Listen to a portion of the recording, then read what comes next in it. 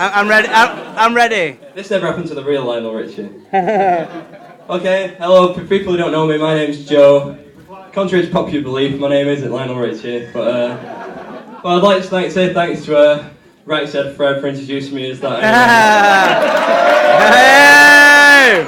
I'm not sure what he's actually been up to since the 80s, but it turns out he is too sexy for his hair. But anyway, I'd like to start off by proposing a toast to the bridesmaid, Lisa. I don't actually know who she is, right? She doesn't want to reveal herself, apparently. But let's have a toast to her anyway. I don't have a drink, so I'll hold up a piece of paper. Everyone.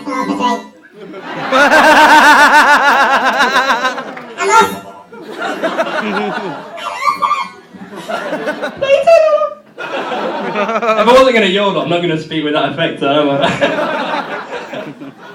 Okay, so anyway, it's good to see so many people coming out today. Considering last Saturday night when I was at Jay's flat, he still hadn't invited everybody, so I'm glad everybody's actually seems to have turned up. So thanks for all being here. And anyway, I've known Jay for about 13 years, and back when he was known as Big Jay. Not that he's shrunk or anything, but... Anyway, we first bonded basically when we were both in year 6. And we met on our high school taste today, and we bonded over a shared conversation about Italian food. I can't really remember if it was actually about pizza or pasta, but judging from anyone who's ever been to Pizza Perfect in West Horton, will see that his picture's up behind the counter as #1 customer. I'm going to assume it was pizza.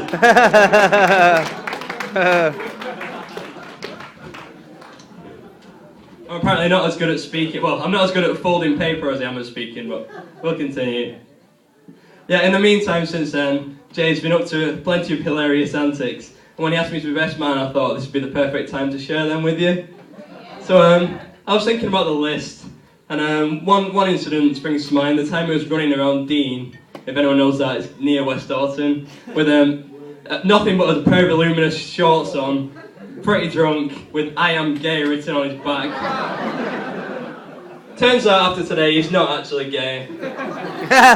On the way here, he did insist we listen to Natalie and Imbruglia in the car, so who's to say? My second story that sprung to mind was when he thought it was who here has drank a flaming Sambuca shot? Hey. Who here has drank the fire? Jay, I didn't see you put your hand up then, mate, but that definitely happened. And then I was thinking through more stories, and I thought about the time when me and Jay were in year 11, I think it was. Well, yeah, it was year 11. And Jay thought it was funny to throw a chair the entire length of a math classroom and hit me in the head. And I thought, maybe I should maybe avoid the embarrassing stories, actually. So let's move on. Anyway, so a couple of years ago, Jay went up to Banff to see his pal Kenny's hometown, which is apparently as close as you can get to the North Pole while still actually being in Scotland. And while I was there, I met a lovely girl called Carrie Ann. I don't think I saw him really for the next couple of months. He spent all his time on the motorway driving either to or from Scotland. And I could see early on this was something special, so I started putting the hints in for him to let me be best man as early as I could.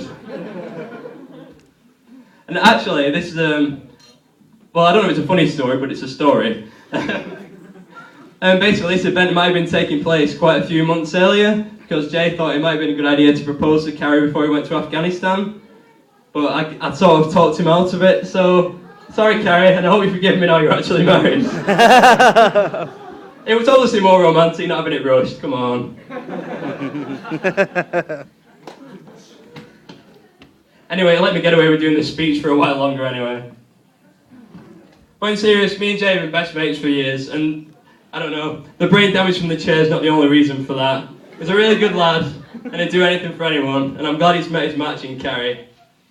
Not met his match in sort of a violent way, like Superman versus Lex Luthor. It's more like Clark Kent and Lois Lane. So if anyone will join me in making a toast to the new Edwardsons, I'm sure the future you've got together will be an awesome one. And anyone who knows me will know that I've never been wrong.